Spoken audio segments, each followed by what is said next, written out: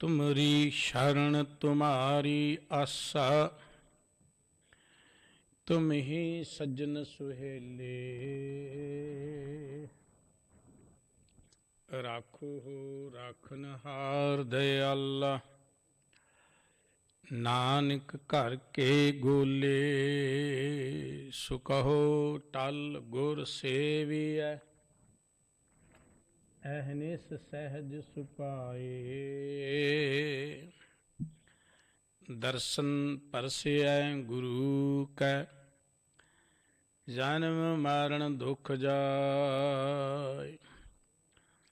होवै सिवत खसम दी, नूर अरसों कुरसों चटिया।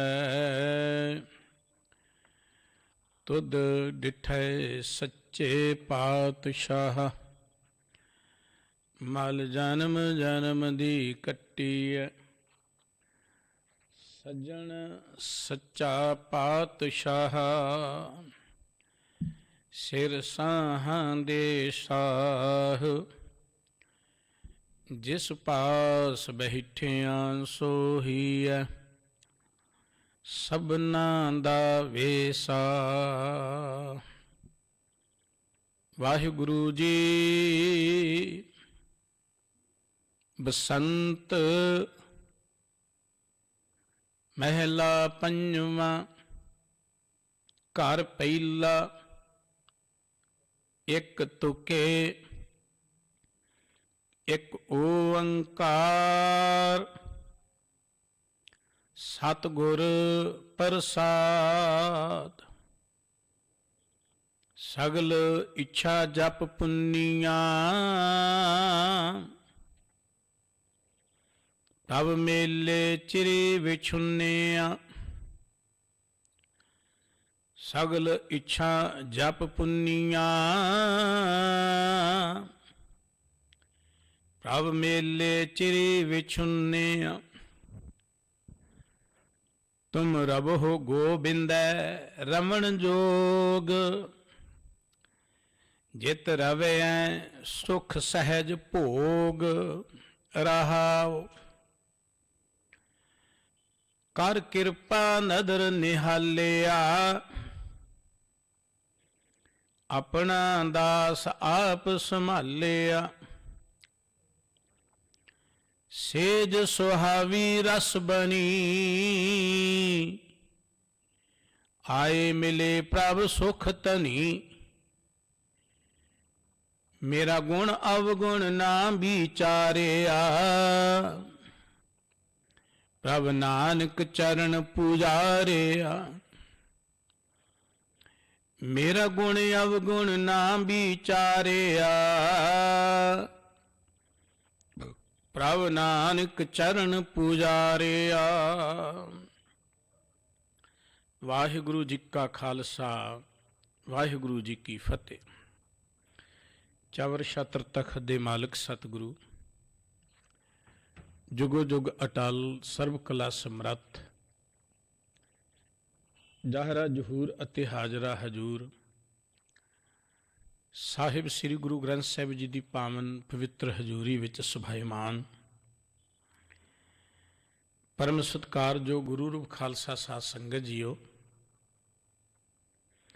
अमृत वेले गुरु हजूरी विच बैठ के गुरबाणी कीर्तन सरवण करन दा सुभाग प्राप्त होया है। वाहिगुरु जी का कोटान कोट शुक्र है, जिथे गुरबाणी कीर्तन का आनंद आप जी ने माणे है। धन श्री गुरु ग्रंथ साहिब जी की पावन बाणी की विचार जो हर रोज़ आप जी सरवण करते हो, उस दे नाल संबंधित सतगुरु जी के ये पावन बचन बसंत राग विचों आप जी सरवण कर रहे सी। अज का ये पवित्र मुख वाक जो गुरु अर्जन देव जी का बख्शिश किया होया है, गुरु ग्रंथ साहिब जी के पावन अंक 1184 ते अंकित है। सतगुरु जी ने इस मुख वाक राहीं गल अपने मन नाल करदिआं प्रेरणा सानू सारिआं नूं कीती है कि असीं हमेशा उस परमात्मा नूं चेते करिया करिए। ਮਨ ਦਾ ਇੱਕ ਸੁਭਾਅ ਹੈ ਕਿ ਇਹਨੇ ਕੁਝ ਨਾ ਕੁਝ ਚੇਤੇ ਕਰਦੇ ਹੀ ਰਹਿਣਾ ਹੈ, ਯਾਦ ਕਰਦੇ ਰਹਿਣਾ ਹੈ, ਕੁਝ ਨਾ ਕੁਝ ਇਹਨੇ ਜਪਦੇ ਰਹਿਣਾ ਹੈ। ਇਹ ਕਦੀ ਚੁੱਪ ਨਹੀਂ ਕਰਕੇ ਬੈਠ ਸਕਦਾ। ਬੰਦਾ ਜ਼ਿੰਦਗੀ ਅੰਦਰ ਉੱਚਾ ਉੱਠਣਾ ਚਾਹੁੰਦਾ ਹੈ, ਸੁੱਖ ਮੰਨਣਾ ਚਾਹੁੰਦਾ ਹੈ, ਇਹਦਾ ਅਧਿਕਾਰ ਹੈ। ਪਰ ਇਹ ਸੋਚਦਾ ਹੈ ਕਿਸੇ ਮਨੁੱਖ ਨੂੰ ਚੇਤੇ ਕਰਾਂਗੇ ਤਾਂ ਸੁਖੀ ਹੋ ਜਾਵਾਂਗੇ, ਜਾਂ ਦੁਨੀਆ ਦੀ ਧਨ ਦੌਲਤ ਨੂੰ ਜ਼ਿਆਦਾ ਚੇਤੇ ਕੀਤਿਆਂ ਸੇ ਤਾਂ ਸੁਖੀ ਹੋ ਜਾਵਾਂਗੇ। ਅਨੇਕ ਤਰ੍ਹਾਂ ਦੇ ਹੋਰ ਇਹ ਕਾਰਜ ਕਰਦਾ ਹੈ ਜ਼ਿੰਦਗੀ ਦੇ ਅੰਦਰ। ਮਨੁੱਖਾਂ ਨਾਲ ਵੀ ਜੁੜਦਾ ਹੈ, ਪਦਾਰਥਾਂ ਨਾਲ ਵੀ ਜੁੜਦਾ ਹੈ। ਸਭ ਕੁਝ ਨੂੰ ਚੇਤੇ ਕਰਦਿਆਂ ਭਾਵੇਂ ਬਾਹਰੀ ਤੌਰ ਤੇ ਪਦਾਰਥ ਇਹਦੇ ਕੋਲ ਬਹੁਤ ਆ ਜਾਂਦੇ ਨੇ, ਪਰ ਸੁੱਖ ਨਹੀਂ ਆਉਂਦਾ, ਜ਼ਿੰਦਗੀ 'ਚ ਸ਼ਾਂਤੀ ਨਹੀਂ ਆਉਂਦੀ। ਸਤਿਗੁਰੂ ਸੱਚੇ ਪਾਤਸ਼ਾਹ ਜੀ ਨੇ ਉਚੇਚੇ ਤੌਰ ਤੇ ਕਿਹਾ ਕਿ ਪ੍ਰਮਾਤਮਾ ਨੂੰ ਚੇਤੇ ਕਰਿਆ ਕਰੋ। ਪ੍ਰਮਾਤਮਾ ਨੂੰ ਕਿਉਂ ਚੇਤੇ ਕਰਨਾ ਹੈ? ਉਹਦੀ ਵਡਿਆਈ ਕੀ ਹੈ? ਅਸੀਂ ਜ਼ਿੰਦਗੀ 'ਚ ਕਹਿੰਦੇ ਕਿ ਸਤਿਕਾਰ ਉਹਨੂੰ ਮਿਲਣਾ ਚਾਹੀਦਾ ਜਿਹੜਾ ਸਤਿਕਾਰਯੋਗ ਹੋਵੇ। ਜੋ ਮਨੁੱਖ ਸਤਿਕਾਰਯੋਗ ਨਾ ਹੋਣ, ਉਹਨਾਂ ਨੂੰ ਤੁਸੀਂ ਸਤਿਕਾਰ ਵੀ ਦੇਵੋਗੇ ਤੇ ਉਹ ਤੁਹਾਡੇ ਸਤਿਕਾਰ ਨੂੰ ਸਤਿਕਾਰ ਨਹੀਂ ਸਮਝਣਗੇ। ਸਤਿਕਾਰਯੋਗ ਵਿਅਕਤੀ ਨੂੰ ਹੀ ਸਤਿਕਾਰ ਮਿਲੇ ਤੇ ਉਹ ਸਤਿਕਾਰ ਦੀ ਕੀਮਤ ਬਣਦੀ ਹੈ। ਜ਼ਿੰਦਗੀ ਦੇ ਅੰਦਰ ਅਸੀਂ ਕਈ ਵਾਰੀ ਦੁਖੀ ਹੁੰਦੇ ਹਾਂ, ਪੀੜਤ ਹੁੰਦੇ, ਲੋੜਵੰਦ ਹੁੰਦੇ ਹਾਂ। ਅਸੀਂ ਆਸਰਾ ਭਾਲਦੇ ਹਾਂ। ਫਿਰ ਅਸੀਂ ਸੋਚਦੇ ਕਿਸੇ ਬੰਦੇ ਦੀ ਸ਼ਰਨ ਮਿਲ ਜਾਏ, ਕੋਈ ਬੰਦਾ ਸਾਡਾ ਆਸਰਾ ਬਣ ਜਾਏ। ਇਹੋ ਜਿਹੇ ਮੌਕੇ ਤੇ ਆਸਰਾ ਉਸ ਮਨੁੱਖ ਦਾ ਲਈਏ ਜਿਹੜਾ ਆਸਰਾ ਦੇਣ ਯੋਗ ਹੋਵੇ, ਤੇ ਜਿਹੜਾ ਆਸਰਾ ਦੇਣ ਯੋਗ ਨਾ ਹੋਵੇ, ਜੇ ਉੱਥੇ ਚਲੇ ਜਾਵਾਂਗੇ ਜਾ ਕੇ ਫਿਰ ਦੁਖੀ ਹੋਣਾ ਪਵੇਗਾ, ਫਿਰ ਸਾਨੂੰ ਭਟਕਣਾ ਪਵੇਗਾ। ਸਤਿਕਾਰਯੋਗ ਵਿਅਕਤੀ ਨੂੰ ਸਤਿਕਾਰ ਦਈਏ ਤਾਂ ਸਤਿਕਾਰ ਦੀ ਕੀਮਤ ਹੈ। ਸ਼ਰਨਯੋਗ ਹਸਤੀ ਦੀ ਸ਼ਰਨ ਵਿੱਚ ਜਾਈਏ ਤਾਂ ਸ਼ਰਨ ਜਾਣ ਦਾ ਲਾਭ ਹੈ। ਨਹੀਂ ਤੇ ਜੇ ਚਲੇ ਗਏ ਉੱਥੇ ਵੀ ਦੁਖੀ, ਤਾਂ ਉਹਦੀ ਸ਼ਰਨ ਤਾਂ ਲਾਭ ਹੀ ਕੀ ਹੈ? ਤੇ ਗੁਰਬਾਣੀ ਨੇ ਕਿਹਾ ਸ਼ਰਨਯੋਗ ਕੇਵਲ ਇੱਕ ਪਰਮਾਤਮਾ ਹੈ। ਅੱਜ ਦਾ ਜੋ ਪਵਿੱਤਰ ਮੁੱਖ ਵਾਕ ਹੈ, ਇੱਥੇ ਸਤਿਗੁਰੂ ਜੀ ਨੇ ਇੱਕ ਲਫ਼ਜ਼ ਵਰਤੇ ਰਮਣ ਯੋਗ। ਤੁਸੀਂ ਜ਼ਿੰਦਗੀ 'ਚ ਚੇਤੇ ਕਰੋ, ਜਪੋ ਜ਼ਰੂਰ। ਜਪਣਾ ਤੇ ਹੈ ਕੁਝ ਨਾ ਕੁਝ ਮਨ ਨੇ, ਪਰ ਜਪੋ ਉਸ ਜਪਣ ਯੋਗ ਵਾਹਿਗੁਰੂ ਨੂੰ, ਪ੍ਰਭੂ ਨੂੰ। ਰਮਣ ਯੋਗ ਜਿਹੜਾ, ਰਮਣ ਯੋਗ ਕੌਣ ਹੈ? ਜਿਵੇਂ ਸਤਿਕਾਰਯੋਗ ਉਹ ਹੈ ਜਿਹੜਾ ਸਤਿਕਾਰ ਦੀ ਕਦਰ ਕਰਦਾ ਹੋਏ, ਜਿਹੜਾ ਸਤਿਕਾਰ ਦੇ ਯੋਗ ਹੋਵੇ, ਲਾਇਕ ਹੋਏ। ਸ਼ਰਨਯੋਗ ਉਹ ਹੈ ਜਿਹਦੀ ਸ਼ਰਨ ਵਿੱਚ ਗਿਆ ਤੁਹਾਨੂੰ ਕੋਈ ਦੁੱਖ ਨੇੜੇ ਨਾ ਆਏ, ਤੁਸੀਂ ਬੇਫਿਕਰ ਹੋ ਜਾਓ, ਜਿੱਥੇ ਕੋਈ ਡਰ ਹੀ ਨਾ ਰਹੇ।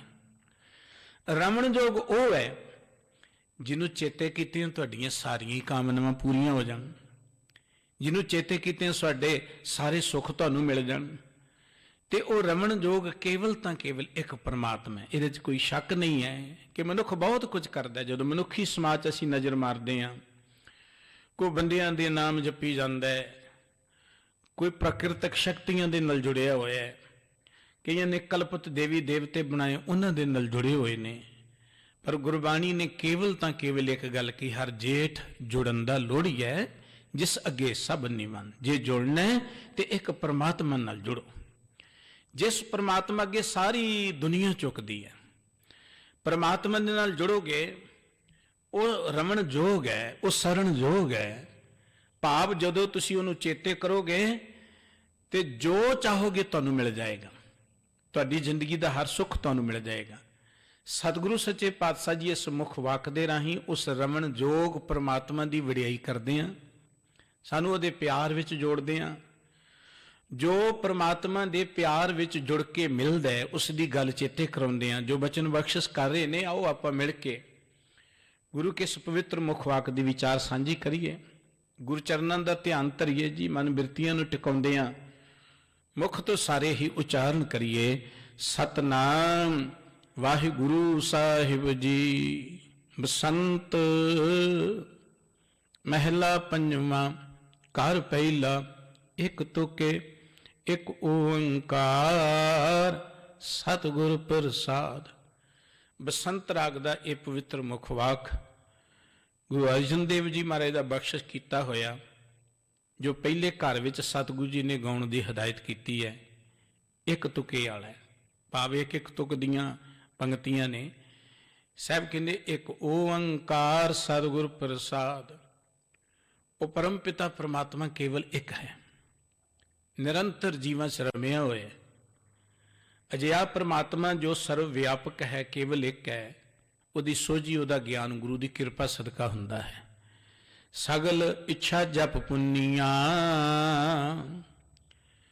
ਗੁਰੂ ਅਰਜਨ ਦੇਵ ਜੀ ਮਹਾਰਾਜ ਦੇ ਇਸ ਪਵਿੱਤਰ ਮੁਖ ਵਾਕ ਦੀ ਇਹ ਪ੍ਰਥਮ ਪਹਿਲੀ ਪੰਕਤੀ ਹੈ। ਰਹਾਉ ਦੀਆਂ ਪੰਕਤੀਆਂ ਨੇ ਕਿ ਤੁਮ ਰਵੋ ਗੋਵਿੰਦੈ ਰਮਣ ਜੋਗ। ਭਾਈ ਤੁਸੀਂ ਚੇਤੇ ਕਰੋ ਪ੍ਰਮਾਤਮਾ ਨੂੰ। ਰਵੋ ਦਾ ਅਰਥ ਹੁੰਦਾ ਹੈ ਚੇਤੇ ਕਰਨਾ, ਜਪਣਾ। ਤੁਸੀਂ ਉਸ ਗੋਵਿੰਦ ਨੂੰ, ਗੋਵਿੰਦ ਦਾ ਅਰਥ ਹੁੰਦਾ ਜਿਹੜਾ ਪ੍ਰਿਥਵੀ ਦਾ ਮਾਲਕ ਹੋਏ। ਗੋ ਮੈਣਾ ਪ੍ਰਿਥਵੀ, ਇੰਦ ਮੈਣਾ ਮਾਲਕ। ਪ੍ਰਿਥਵੀ ਦਾ ਮਾਲਕ ਪਰਮਾਤਮਾ, ਸਮੁੱਚੀ ਕਾਇਨਾਤ ਦਾ ਮਾਲਕ ਜੋ ਪਰਮਾਤਮਾ ਹੈ। ਸਾਹਿਬ ਕਹਿੰਦੇ ਤੁਮ ਰਵੋ ਗੋਵਿੰਦੈ ਰਮਣ ਜੋਗ। ਤੁਸੀਂ ਜ਼ਿੰਦਗੀ ਅੰਦਰ ਉਸ ਗੋਵਿੰਦ ਨੂੰ ਚੇਤੇ ਕਰੋ ਜੋ ਚੇਤੇ ਕਰਨ ਯੋਗ ਹੈ। ਚੇਤੇ ਕਰਨ ਯੋਗ ਦਾ ਅਰਥ ਹੈ ਕਿ ਜਿਹਨੂੰ ਚੇਤੇ ਕੀਤਿਆਂ ਤੁਹਾਨੂੰ ਸਭ ਕੁਝ ਮਿਲ ਜਾਏਗਾ। ਗੁਰੂ ਅਰਜਨ ਦੇਵ ਜੀ ਦਾ ਇੱਕ ਬਚਨ ਹੈ ਕਿ ਜਾ ਕੇ ਸਿਮਰਨ ਸਭ ਕਿਛ ਪਾਈਐ, ਬਿਰਥੀ ਘਾਲ ਨਾ ਜਾਈ। ਜਿਸ ਪ੍ਰਮਾਤਮਾ ਨੂੰ ਚੇਤੇ ਕੀਤਿਆਂ ਸਭ ਕੁਝ ਮਿਲ ਜਾਂਦਾ ਹੈ, ਜਿਸ ਪ੍ਰਮਾਤਮਾ ਦੇ ਪਿਆਰ ਜੁੜਿਆਂ ਤੁਹਾਡੀ ਇੱਕ ਤਿਲ ਜਿੰਨੀ ਘਾਲਣਾ ਕਦੀ ਬਿਰਥਾ ਹੀ ਨਹੀਂ ਜਾਂਦੀ, ਅਕਾਰਥ ਨਹੀਂ ਜਾਂਦੀ। ਹੁਣ ਮਨੁੱਖ ਕਈ ਚੀਜ਼ਾਂ ਨੂੰ ਚੇਤੇ ਕਰਦਾ, ਆਪਾਂ ਦੇਖਦੇ ਹੀ ਹਾਂ। ਕੋਈ ਮਨੁੱਖਾਂ ਦੇ ਜਾਪ ਵਿੱਚ ਜੁੜਿਆ ਹੋਇਆ ਹੈ। ਗੁਰੂ ਸਾਹਿਬਾਂ ਦੀ ਇਹ ਵਡਿਆਈ ਹੈ। ਤੁਸੀਂ ਗੁਰਬਾਣੀ ਪੜ੍ਹੋ, ਗੁਰ ਇਤਿਹਾਸ ਪੜ੍ਹੋ। ਗੁਰੂ ਨਾਨਕ ਸਾਹਿਬ ਜੀ ਨੇ ਕਿਤੇ ਨਹੀਂ ਕਿਹਾ ਮੇਰਾ ਨਾਮ ਚੇਤੇ ਕਰੋ ਤੁਸੀਂ। ਉਹਨਾਂ ਕਿਤੇ ਕਿਹਾ ਹੋਇਆ ਕਿ ਮਾਲਾ ਲੈ ਕੇ ਨਾਨਕ ਨਾਨਕ ਜਪੋ, ਜਾਂ ਗੁਰੂ ਅੰਗਦ ਦੇਵ ਜੀ ਜਪੋ, ਜਾਂ ਗੁਰੂ ਰਾਮ, ਉਹਨਾਂ ਕਿਤੇ ਨਹੀਂ ਕਿਹਾ। ਉਹਨਾਂ ਨੇ ਗੁਰਬਾਣੀ 'ਚ ਸਿਰਫ ਇੱਕੋ ਹੀ ਗੱਲ ਕਹੀ ਹੈ ਕਿ ਪ੍ਰਮਾਤਮਾ ਦਾ ਸਿਮਰਨ ਕਰੋ, ਪ੍ਰਭੂ ਦੀ ਬੰਦਗੀ ਕਰੋ। ਕਿਸੇ ਮਨੁੱਖ ਨੂੰ ਉਹਨਾਂ ਨੇ ਆਪਣੇ ਨਾਮ ਨਾਲ ਨਹੀਂ ਜੋੜਿਆ, ਕਿਸੇ ਮਨੁੱਖ ਨੂੰ ਉਹਨਾਂ ਨੇ ਆਪਣੇ ਸਰੀਰ ਨਾਲ ਨਹੀਂ ਜੋੜਿਆ। ਉਹਨਾਂ ਨੇ ਕੇਵਲ ਤਾਂ ਕੇਵਲ ਇੱਕ ਪ੍ਰਮਾਤਮਾ ਨਾਲ ਜੋੜਿਆ ਹੈ। ਗੁਰਬਾਣੀ ਦੀ ਇੱਕ ਇੱਕ ਪੰਕਤੀ ਮਨੁੱਖ ਨੂੰ ਪ੍ਰਮਾਤਮਾ ਦਾ ਗਿਆਨ ਦਿੰਦੀ ਹੈ, ਪ੍ਰਮਾਤਮਾ ਦੇ ਪਿਆਰ ਵਿੱਚ ਜੋੜਦੀ ਹੈ। ਆਪਣਾ ਨਾਮ ਜਪਾਉਣਾ, ਆਪਣੀ ਪੂਜਾ ਕਰਾਉਣਾ ਸਤਿਗੁਰੂ ਜੀ ਦਾ ਮਕਸਦ ਹੀ ਨਹੀਂ ਸੀ। ਬਹੁਤ ਸਾਰੇ ਲੋਕ ਨੇ ਜਿਹੜੇ ਮਨੁੱਖਾਂ ਨੂੰ ਜਪਦੇ ਨੇ, ਬਹੁਤ ਪ੍ਰਕਿਰਤਕ ਹਸਤੀਆਂ ਨੂੰ ਜਪਦੇ ਨੇ। ਹੁਣ ਜਿਨ੍ਹਾਂ ਨੂੰ ਜਪਦੇ, ਉਹਨਾਂ ਨੂੰ ਜਪਿਆਂ ਸਾਡੀਆਂ ਸਾਰੀਆਂ ਲੋੜਾਂ ਥੋੜ੍ਹੀ ਪੂਰੀਆਂ ਹੋ ਜਾਂਦੀਆਂ ਨੇ, ਸਾਰੀਆਂ ਕਾਮਨਾ ਥੋੜ੍ਹਾ ਪੂਰੀਆਂ ਹੋ ਜਾਂਦੀਆਂ ਨੇ। ਇੱਕ ਮਿਲ ਜਾਏਗੀ, ਬਾਕੀ ਦੀ ਫਿਰ ਲੋੜ ਬਾਕੀ ਰਹਿ ਜਾਏਗੀ। ਇਸ ਕਰਕੇ ਸਤਿਗੁਰੂ ਜੀ ਕਹਿੰਦੇ ਉਸ ਰਮਣ ਜੋਗ, ਰਮਣ ਜੋਗ ਦਾ ਅਰਥ ਉਹ ਪ੍ਰਮਾਤਮਾ ਜੋ ਚੇਤੇ ਕਰਨ ਯੋਗ ਹੈ, ਜਿਹਨੂੰ ਚੇਤੇ ਕਰਨ ਤੋਂ ਬਾਅਦ ਤੁਹਾਨੂੰ ਕਿਸੇ ਚੀਜ਼ ਦੀ ਕੋਈ ਲੋੜ ਨਹੀਂ ਰਹਿ ਜਾਏਗੀ। ਜਿਸ ਪ੍ਰਮਾਤਮਾ ਦੇ ਪਿਆਰ ਜੁੜੀਆਂ ਭੁੱਖਾਂ ਸਭ ਗਵਾਈਆਂ, ਸਭ ਭੁੱਖਾਂ ਮਿਟ ਜਾਣਗੀਆਂ। ਜਿਸ ਪ੍ਰਮਾਤਮਾ ਦੀ ਕੀਰਤੀ ਕਰਦਿਆਂ ਸਤਿਗੁਰੂ ਜੀ ਕਹਿੰਦੇ ਜਾ ਕੇ ਸਿਮਰਨ ਸਭ ਕੁਛ ਪਾਈਏ, ਬਿਰਥੀ ਘਾਲ ਨਾ ਜਾਈ। ਜਿਸ ਪ੍ਰਮਾਤਮਾ ਦੇ ਪਿਆਰ ਜੁੜਿਆਂ ਤੁਹਾਡੀ ਇੱਕ ਤਿਲ ਜਿੰਨੀ ਘਾਲਣਾ ਕਦੀ ਬਿਰਥੀ ਨਹੀਂ ਜਾਏਗੀ। ਅਸੀਂ ਇਹ ਤੇ ਸੁਣ ਸਕਦੇ ਹਾਂ ਕਿ ਫਲਾਣੇ ਥਾਂ ਤੇ ਗਏ ਸੀ, ਇੰਨੇ ਯਾਤਰਾ ਕੀਤੀਆਂ, ਇੰਨੇ ਪਾਠ ਕਰਾਏ ਜੀ, ਆਹ ਚੀਜ਼ ਨਹੀਂ ਸਾਡੀ ਪੂਰੀ ਹੋਈ।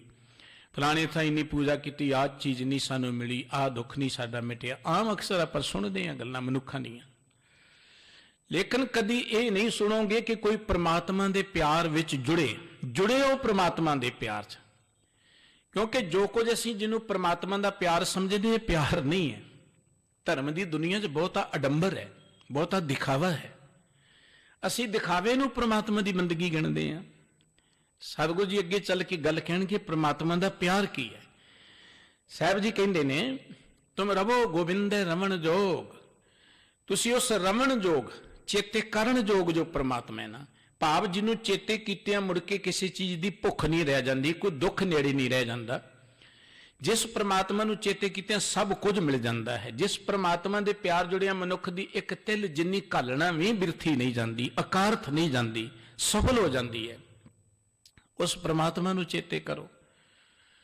ਹੁਣ ਪ੍ਰਮਾਤਮਾ ਨੂੰ ਚੇਤੇ ਕੀਤਿਆਂ ਮਿਲਦਾ ਕੀ ਹੈ? ਸਾਹਿਬ ਕਹਿੰਦੇ ਜਿਤ ਰਵੇ ਸੁਖ ਸਹਿਜ ਭੋਗ।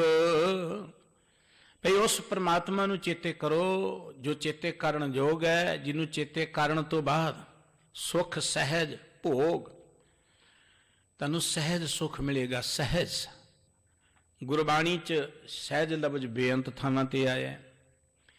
ਧਰਮ ਦੀ ਦੁਨੀਆ 'ਚ ਸਹਿਜ ਦੀ ਬੜੀ ਚਰਚਾ ਹੈ। ਸਹਿਜ ਦਾ ਅਰਥ ਸੁਭਾਵਿਕ ਵੀ ਹੁੰਦਾ ਹੈ, ਸਹਿਜ ਦਾ ਅਰਥ ਆਦਤ ਵੀ ਹੁੰਦਾ ਹੈ, ਸੁਭਾਅ ਵੀ ਹੁੰਦਾ ਹੈ, ਸਹਿਜੇ ਸਹਿਜੇ ਵੀ ਹੁੰਦਾ ਹੈ। ਪਰ ਇੱਥੇ ਸਹਿਜ ਦਾ ਅਰਥ ਹੈ ਆਤਮਿਕ ਗਿਆਨ, ਜਿਹਨੂੰ ਆਪਾਂ ਕਹਿੰਦੇ ਆਪਣੇ ਸਵੈ ਰੂਪ ਦੀ, ਸਵੈ ਸਰੂਪ ਦੀ ਲਖਤਾ, ਆਪਣਾ ਆਤਮਿਕ ਗਿਆਨ ਹੋ ਜਾਣਾ। ਉਸ ਪਰਮਾਤਮਾ ਨੂੰ ਚੇਤੇ ਕਰੋ, ਜਿਸ ਪਰਮਾਤਮਾ ਨੂੰ ਚੇਤੇ ਕਰੋਗੇ ਤੇ ਤੁਹਾਨੂੰ ਸਹਿਜ ਸੁਖ ਮਿਲੇਗਾ। ਸਹਿਜ ਸੁਖ। ਮਨੁੱਖ ਜੋ ਕੁਝ ਕਰਦਾ ਹੈ ਸੰਸਾਰ ਦੇ ਲਈ, ਭਾਵੇਂ ਧਰਮ ਦੀ ਦੁਨੀਆ ਵਿੱਚ ਕਰਦਾ ਹੈ ਕੁਝ, ਉਹ ਜ਼ਿਆਦਾਤਰ ਉਹਦਾ ਜਿਹੜਾ ਹੈ ਨਾ ਸਾਰਾ ਕੰਮ ਦਿਖਾਵੇ ਦਾ ਬਣ ਜਾਂਦਾ ਹੈ। ਮਨੁੱਖ ਨੂੰ ਦੁੱਖ ਕੋਈ ਨਹੀਂ ਪਰਮਾਤਮਾ ਨੇ ਦਿੱਤਾ ਜ਼ਿੰਦਗੀ 'ਚ। ਦੁੱਖ ਪੈਦਾ ਕਿੱਥੋਂ ਹੁੰਦੇ ਨੇ? ਜਦੋਂ ਮਨੁੱਖ ਆਪਣੀ ਕੁਦਰਤੀ ਜ਼ਿੰਦਗੀ ਨਹੀਂ ਜਿਉਂਦਾ, ਜਦੋਂ ਮਨੁੱਖ ਆਪਣੀ ਪ੍ਰਕਿਰਤਕ ਸੁਭਾਅ ਅਨੁਸਾਰ ਨਹੀਂ ਜਿਉਂਦਾ। ਦੇਖੋ ਪਸ਼ੂ ਪੰਛੀ ਨੇ, ਉਹਨਾਂ ਨੂੰ ਤੇ ਇਹੋ ਜਿਹੇ ਦੁੱਖ ਨਹੀਂ ਹੈ, ਕਿਉਂਕਿ ਉਹ ਪ੍ਰਕਿਰਤੀ ਦੇ ਅਨੁਸਾਰ ਜਿਉ ਰਹੇ ਨੇ। ਮਨੁੱਖ ਜਿਹੜਾ ਹੈ ਇਹਦੀ ਜ਼ਿੰਦਗੀ ਪ੍ਰਕਿਰਤੀ ਤੋਂ ਉਲਟ ਚੱਲ ਰਹੀ ਹੈ। ਸਤਿਗੁਰੂ ਸਾਹਿਬ ਜੀ ਕਹਿੰਦੇ ਸੁਖ ਸਹਿਜ ਭੋਗ। ਤੁਸੀਂ ਪਰਮਾਤਮਾ ਦਾ ਸਿਮਰਨ ਕਰੋਗੇ ਤੁਹਾਨੂੰ ਸਹਿਜ ਸੁਖ ਮਿਲੇਗਾ, ਆਤਮਿਕ ਗਿਆਨ ਹੋ ਜਾਏਗਾ, ਅਸਲੀਅਤ ਦਾ ਪਤਾ ਲੱਗ ਜਾਏਗਾ। ਜ਼ਿੰਦਗੀ ਦੀ ਜੋ ਅਸਲੀਅਤ ਹੈ ਉਹਦੀ ਤੁਹਾਨੂੰ ਸੋਝੀ ਹੋ ਜਾਏਗੀ। ਜਦੋਂ ਬੰਦੇ ਨੂੰ ਅਸਲੀਅਤ ਦਾ ਗਿਆਨ ਹੋ ਜਾਏ ਨਾ, ਅਸਲੀਅਤ ਦਾ ਗਿਆਨ, ਫਿਰ ਉਹਨੂੰ ਦੁੱਖ ਹੀ ਕੋਈ ਨਹੀਂ ਹੁੰਦਾ। ਦੁੱਖ ਹੋਣਾ ਚਾਹੀਦਾ ਹੈ ਜਦੋਂ ਇਹਨੂੰ ਅਸਲੀਅਤ ਦੀ ਸੋਝੀ ਨਹੀਂ ਹੈ। ਸਤਿਗੁਰੂ ਸਾਹਿਬ ਜੀ ਨੇ ਆਪਣੀ ਪਵਿੱਤਰ ਬਾਣੀ 'ਚ ਰਾਮਕਲੀ ਰਾਗ 'ਚ ਇੱਕ ਬਚਨ ਕਿਹਾ, ਗੁਰੂ ਅਮਰਦਾਸ ਜੀ ਮਹਾਰਾਜ ਨੇ, ਕਰਮੀ ਸਹਿਜ ਨਾ ਉਪਜੈ, ਵਿਣ ਸਹਿਜੇ ਸਹਿਸਾ ਨਾ ਜਾਏ, न जाए सहसा किते संयम रहे कर्म कमाए, सहसे जियो मलीन है कि संयम धोता जाए। सतगुरु साहब जी कहते हैं कि जिन्हों आप सहज कहने आत्मक ज्ञान, वो बाहरले कम्मां राही नहीं मिलता कि मैं इन्ने दिन नहा लवांगा आत्म ज्ञान हो जाए, जब मैं इन्ने पाठ कर लवांगा आत्म ज्ञान हो जाए, ਜਾਂ ਇੰਨੀ ਕਿਤੇ ਯਾਤਰਾ ਕਰ ਲਵਾਂਗਾ, ਇੰਨੇ ਦਾਨ ਕਰ ਲਵਾਂਗਾ, ਪੁੰਨ ਕਰ ਲਵਾਂਗਾ, ਇੰਨੇ ਧਾਰਮਿਕ ਕਰਮ ਕਰ ਲਵਾਂਗਾ। ਕਹਿਣ ਲੱਗੇ ਨਹੀਂ, ਕਰਮੀ ਸਹਿਜ ਨਾ ਉਪਜੈ। ਇਹ ਸਹਿਜ ਅੰਦਰੋਂ ਹੀ ਪੈਦਾ ਹੋਣਾ ਹੈ, ਆਤਮ ਗਿਆਨ ਅੰਦਰੋਂ ਹੀ ਪੈਦਾ ਹੋਣਾ ਹੈ, ਅਸਲੀਅਤ ਦੀ ਸੋਝੀ ਅੰਦਰੋਂ ਹੀ ਹੋਣੀ ਹੈ, ਬਾਹਰੋਂ ਕਿਤਾਬਾਂ ਚੋਂ ਨਹੀਂ ਮਿਲਣੀ। ਕਰਮੀ ਸਹਿਜ ਨਾ ਉਪਜੈ, ਵਿਣ ਸਹਿਜੇ ਸਹਿਸਾ ਨਾ ਜਾਏ। ਬਾਹਰਲੇ ਕਰਮਾਂ ਦੇ ਰਾਹੀਂ ਮਨੁੱਖ ਨੂੰ ਆਤਮਿਕ ਸਰੂਪ ਦੀ ਲਖਤਾ ਨਹੀਂ ਹੋ ਸਕਦੀ, ਸੋਝੀ ਨਹੀਂ ਹੋ ਸਕਦੀ, ਗਿਆਨ ਨਹੀਂ ਹੋ ਸਕਦਾ। ਤੇ ਜਿੰਨਾ ਚਿਰ ਮਨੁੱਖ ਨੂੰ ਅਸਲੀਅਤ ਦੀ ਸੋਝੀ ਨਹੀਂ ਹੈ, ਉਹਨਾਂ ਚਿਰ ਅੰਦਰੋਂ ਸਹਿਮ ਨਹੀਂ ਮਿਟਣਾ, ਭਟਕਣਾ ਨਹੀਂ ਮਿਟਣੀ। ਮਨੁੱਖ ਦੇ ਅੰਦਰ ਹਮੇਸ਼ਾ ਸਹਿਮ, ਚਿੰਤਾ ਬਣੀ ਰਹਿੰਦੀ ਹੈ। ਜੇ ਆਪਾਂ ਬਾਹਰੀ ਤੌਰ ਤੇ ਦੇਖੀਏ ਤੇ ਬਹੁਤ ਲੋਕ ਧਾਰਮਿਕ ਨੇ, ਧਰਮ ਸਥਾਨਾਂ ਤੇ ਭੀੜਾਂ ਹੀ ਲੱਗੀਆਂ ਹੋਈਆਂ ਨੇ। ਧਰਮ ਦੇ ਨਾਂ ਤੇ ਕਿੰਨੀ ਮੰਨੀ ਪਾਵਰ ਲੱਗ ਰਹੀ ਹੈ, ਕਿੰਨੀ ਮੈਨ ਪਾਵਰ ਲੱਗ ਰਹੀ, ਲੱਖਾਂ ਲੋਕਾਂ ਦੇ ਇਕੱਠ ਹੁੰਦੇ ਨੇ ਧਰਮ ਦੇ ਨਾਂ ਤੇ। ਹੁਣ ਉਹ ਜਿਹੜੇ ਲੱਖਾਂ ਲੋਕ ਇਕੱਠੇ ਨੇ, ਕੀ ਉਹ ਸਹਿਜ ਵਿੱਚ ਨੇ? ਉਹਨਾਂ ਦੇ ਅੰਦਰ ਆਪਾਂ ਦੇਖਦੇ ਧੜੇ ਬੰਦੀਆਂ ਨੇ, ਉਹਨਾਂ ਦੇ ਅੰਦਰ ਈਰਖਾਬਾਜ਼ੀ ਹੈ, ਉਹਨਾਂ ਦੇ ਅੰਦਰ ਡਰ ਹੈ, ਉਹਨਾਂ ਦੇ ਅੰਦਰ ਨਫ਼ਰਤ ਹੈ। ਧਰਮਾਂ ਦੇ ਨਾਂ ਤੇ ਬਹੁਤੀ ਜ਼ਿਆਦਾ ਨਫ਼ਰਤ ਹੈ। ਇਹਦਾ ਮਤਲਬ ਕਿ ਜੋ ਕੁਝ ਅਸੀਂ ਬਾਹਰੋਂ ਦੇਖ ਰਹੇ ਇਹ ਧਰਮ ਨਹੀਂ ਹੈ, ਇਹ ਅਡੰਬਰ ਹੈ। ਸਤਿਗੁਰੂ ਸਾਹਿਬ ਜੀ ਕਹਿੰਦੇ ਜਿੰਨਾ ਚਿਰ ਅੰਦਰ ਸਹਿਜ ਨਹੀਂ ਹੈ ਉਹਨਾਂ ਚਿਰ ਅੰਦਰ ਸਹਿਮ ਬਣਿਆ ਰਹੇਗਾ। ਜਿੰਨਾ ਚਿਰ ਅੰਦਰ ਆਤਮਿਕ ਸਰੂਪ ਦੀ ਲਖਤਾ ਨਹੀਂ, ਗਿਆਨ ਨਹੀਂ ਹੈ, ਮਨੁੱਖ ਭੇਖ ਪਖੰਡ ਅਡੰਬਰ ਅਨੇਕ ਤਰ੍ਹਾਂ ਦੇ ਕਰਮ ਕਰਦਾ ਰਹੇਗਾ। ਜਿੰਨਾ ਚਿਰ ਇਹ ਕੁਝ ਕਰੇਗਾ ਉਹਨਾਂ ਚਿਰ ਇਹਨੂੰ ਦੁੱਖ ਲੱਗੇ ਰਹਿਣਗੇ। ਦੁੱਖ ਇਹਦੇ ਪੈਦਾ ਹੁੰਦੇ ਨੇ ਬਾਹਰਲੇ ਅਡੰਬਰ ਚੋਂ। ਦੁੱਖ ਜ਼ਿੰਦਗੀ 'ਚ ਕੋਈ ਨਹੀਂ ਹੈ। ਦੁੱਖਾਂ ਦਾ ਕਾਰਨ ਹੈ ਜਦੋਂ ਮਨੁੱਖ ਨੈਚੁਰਲੀ ਨਹੀਂ ਰਹਿੰਦਾ, ਨਾ ਉਹਦਾ ਖਾਣਾ ਨੈਚੁਰਲੀ, ਨਾ ਉਹਦਾ ਸੋਣਾ, ਨਾ ਉਹਦਾ ਸੋਚਣਾ ਕੁਦਰਤੀ ਹੈ। ਭਾਵ ਕਿ ਜੋ ਕੁਦਰਤੀ ਜੀਵਨ ਹੈ ਉਹਦੇ ਤੋਂ ਉਲਟਾ ਜਦੋਂ ਮਨੁੱਖ ਚੱਲਦਾ, ਦੁੱਖਾਂ ਦੀ ਗੱਲ ਉਦੋਂ ਸ਼ੁਰੂ ਹੋ ਜਾਂਦੀ ਹੈ। ਗੁਰਬਾਣੀ ਕਹਿੰਦੀ ਕਿ ਜਦੋਂ ਮਨੁੱਖ ਸਹਿਜ ਵਿੱਚ ਆ ਜਾਏ ਨਾ, ਸਹਿਜ ਵਿੱਚ, ਇੱਥੇ ਦੁੱਖ ਹੀ ਕੋਈ ਨਹੀਂ ਹੈ। ਇਵੇਂ ਕਹਿ ਲਓ ਕਿ ਕੁਦਰਤ ਅਨੁਸਾਰ ਜੀਉਣਾ ਸ਼ੁਰੂ ਕਰ ਦੇ, ਜੋ ਪ੍ਰਕਿਰਤੀ ਨੇ ਦਾ ਅਸਲੀ ਜ਼ਿੰਦਗੀ ਬਣਾਈ ਉਹਦੇ ਅਨੁਸਾਰ ਜੀਉਣਾ ਸ਼ੁਰੂ ਕਰ ਦੇਵੇ। ਇਹ ਹੁਣ ਸਹਿਜ ਪ੍ਰਾਪਤ ਕਿਵੇਂ ਹੁੰਦਾ ਹੈ? ਗੁਰੂ ਸਾਹਿਬ ਜੀ ਨੇ ਅੰਮ੍ਰਿਤ ਬਾਣੀ 'ਚ ਬੜੇ ਸੋਹਣੇ ਬਚਨ ਕਿ ਸੁਖਮਨੀ ਸਾਹਿਬ ਜੀ ਦਾ ਪਾਠ ਕਰਦੇ, ਪ੍ਰਭ ਕੇ ਸਿਮਰਨ ਸਹਿਜ ਸਮਾਨੀ। परमात्मा का सिमरन कीतियां मनुख आत्मक स्वरूप विच समा जाता है, सहज विच समा जाता है, सहज स्वरूप की इहनूं लखता हो जाती, ज्ञान हो जाता है। ज्यों ज्यों मनुख परमात्मा का सिमरन करता है त्यों तो ये अंदरों दुई द्वैत मिटती है, मैल मिटती है, अज्ञानता मिटती है, त्यों तो ये अंदरों असली रूप जिहड़ा प्रगट हुंदा है। जिवें मिट्टी घट्टा झाड़ी जाओ ना तो वस्तुओं का असली रूप जिहड़ा बाहर निकलदा हुंदा है। साडे अंदर जिहड़ा मिट्टी घट्टा नहीं पिया, आले दुआले का प्रभाव करके, माया के प्रभाव करके, दुनिया के प्रभाव करके जिन्नी नफरत है, ईर्खा है, लोभ है, लालच है, तृष्णा है, ये प्रभाव करके है, सुभाव करके नहीं। एक हुंदा प्रभाव, एक हुंदा सुभाव।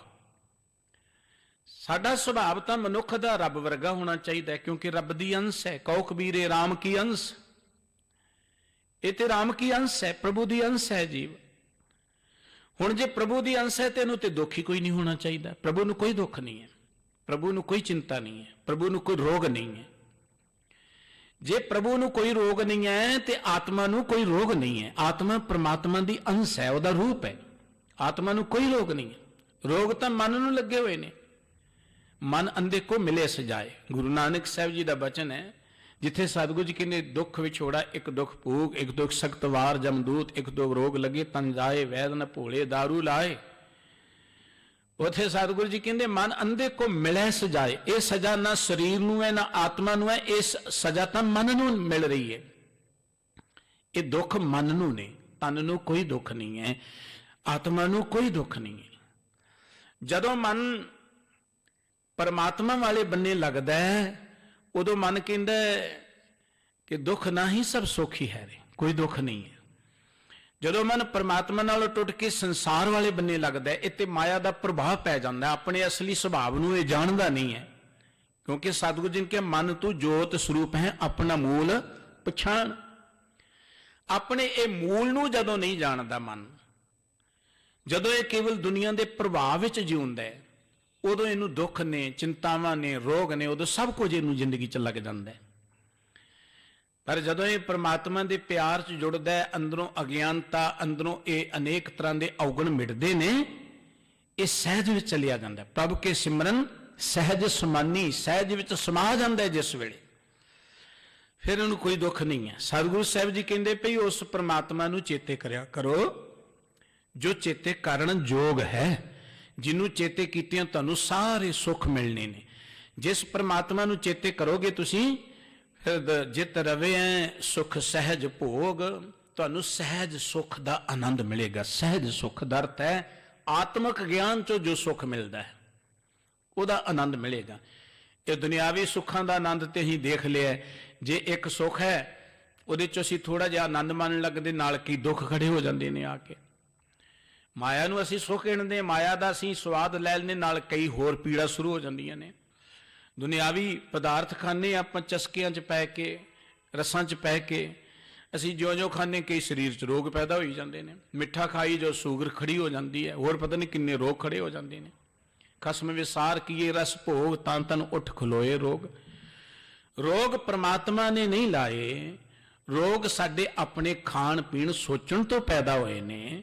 सतगुरु साहब जी कहंदे दुनियावी सुखां दे विचों तां रोग पैदा होणगे, दुनियावी सुखां चों रोग तां पैदा होणगे, लेकिन जदों तुसीं सहज सुख नूं माणोगे, सहज सुख विच पहुंच के जो तुहानूं आनंद मिलेगा, सतगुरु साहब जी कहंदे उहनूं बयान ही नहीं किया जा सकता। सहज की अकथ कथा है, सहज की कथा नूं सतगुरु जी ने अकथ किया। गुरुदेव कहंदे भाई तुसीं सारे उस परमात्मा का सिमरन करो जो सिमरन करन जोग है। भाव जिहदा तुसीं सिमरन करोगे सब कुछ मिल जाएगा। जिहदा सिमरन करोगे मुड़ के होर किते तुहानूं जाना ही नहीं पएगा।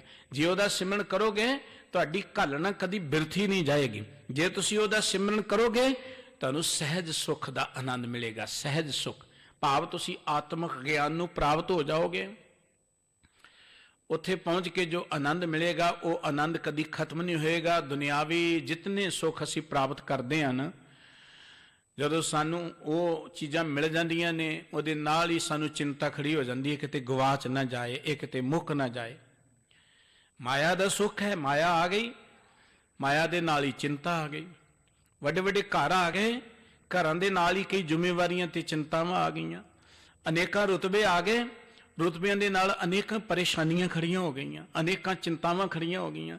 ਸਤਿਗੁਰੂ ਸਾਹਿਬ ਜੀ ਕਹਿੰਦੇ ਜੇ ਪ੍ਰਮਾਤਮਾ ਦੇ ਪਿਆਰ ਵਿੱਚ ਜੁੜੋਗੇ ਤੁਹਾਨੂੰ ਸਹਿਜ ਸੁੱਖ ਮਿਲੇਗਾ, ਉਹ ਸੁੱਖ ਜਿਹੜਾ ਸਦਾ ਕਾਇਮ ਰਹਿਣ ਵਾਲਾ। ਆਤਮਿਕ ਗਿਆਨ ਦੀ ਤੁਹਾਨੂੰ ਸੋਝੀ ਹੋਏਗੀ, ਫਿਰ ਤੁਸੀਂ ਜ਼ਿੰਦਗੀ ਦੀ ਅਸਲੀਅਤ ਨੂੰ ਸਮਝ ਜਾਓਗੇ। ਅਸਲੀਅਤ ਤੇ ਜ਼ਿੰਦਗੀ ਦੀ ਅਸਲੀਅਤ ਅਨੁਸਾਰ ਜਦੋਂ ਤੁਸੀਂ ਜ਼ਿੰਦਗੀ ਬਤੀਤ ਕਰੋਗੇ ਨਾ, ਜਿਹਨੂੰ ਕਹਿਣਾਂਗੇ ਕੁਦਰਤੀ, ਨੈਚੁਰਲੀ, ਸਹਿਜ ਦਾ ਅਰਥ ਹੁੰਦਾ ਜਿਹੜਾ ਨਾਲ ਪੈਦਾ ਹੋਇਆ ਸੁਭਾਵ, ਜੋ ਅਸਲੀ ਸੁਭਾਵ ਹੈ ਮਨੁੱਖ ਦਾ, ਜੋ ਆਤਮਾ ਦਾ ਸੁਭਾਵ ਹੈ। ਜੋ ਹੁਣ ਸਾਡਾ ਸੁਭਾਅ ਹੈ ਆਤਮਾ ਦਾ ਸੁਭਾਅ ਨਹੀਂ, ਇਹ ਤੇ ਮਨ ਦਾ ਸੁਭਾਵ ਹੈ। ਗੁੱਸਾ ਕਰਨਾ ਆਤਮਾ ਦਾ ਸੁਭਾਅ ਨਹੀਂ ਹੈ, ਮਨ ਦਾ ਹੈ। ਈਰਖਾ ਕਰਨੀ, ਲਾਲਚ ਕਰਨਾ, ਵੈਰ ਵਿਰੋਧ ਰੱਖਣਾ, ਇਹ ਆਤਮਾ ਦਾ ਸੁਭਾਵ ਨਹੀਂ ਹੈ, ਇਹ ਸਾਡੇ ਮਨ ਦਾ ਸੁਭਾਵ ਹੈ, ਬਾਹਰੀ ਪ੍ਰਭਾਵ ਕਰਕੇ ਬਣਿਆ ਹੋਇਆ। ਅਸੀਂ ਤੇ ਇੰਨੇ ਤੋਂ ਪ੍ਰਭਾਵਿਤ ਹੋ ਗਏ, ਅਸੀਂ ਰੱਬ ਦੇ ਬਾਰੇ ਵੀ ਸੋਚ ਲੈ ਰਹੇ, ਰੱਬ ਵੀ ਗੁੱਸੇ 'ਚ ਆ ਜਾਂਦਾ ਹੈ, ਰੱਬ ਵੀ ਨਾਰਾਜ਼ ਹੋ ਜਾਂਦਾ, ਅਸੀਂ ਰੱਬ ਨੂੰ ਵੀ ਆਪਣੀ ਵਰਗਾ ਹੀ ਗਿਣ ਲੈਂਦੇ ਹਾਂ। ਇਹ ਸਾਡੀ ਅਗਿਆਨਤਾ ਹੈ। ਗੁਰਦੇਵ ਕਹਿੰਦੇ ਜਿਉਂ-ਜਿਉਂ ਤੁਸੀਂ ਪਰਮਾਤਮਾ ਦਾ ਸਿਮਰਨ ਕਰੋਗੇ ਤੁਹਾਨੂੰ ਸਹਿਜ ਸੁੱਖ ਦਾ ਆਨੰਦ ਪ੍ਰਾਪਤ ਹੋਏਗਾ। ਇਸ ਕਰਕੇ ਤੁਸੀਂ ਸਦਾ ਉਸ ਰਮਣ ਯੋਗ ਪਰਮਾਤਮਾ ਨੂੰ ਚੇਤੇ ਕਰੋ, ਜੋ ਚੇਤੇ ਕਰਨ ਯੋਗ ਹੈ, ਜਿਹਨੂੰ ਚੇਤੇ ਕੀਤਿਆਂ ਤੁਹਾਨੂੰ ਨਿਰਾਸ਼ ਨਹੀਂ ਹੋਣਾ ਪਵੇਗਾ। ਉਸ ਪਰਮਾਤਮਾ ਨੂੰ ਚੇਤੇ ਕੀਤਿਆਂ ਕੀ ਹੋਏਗਾ?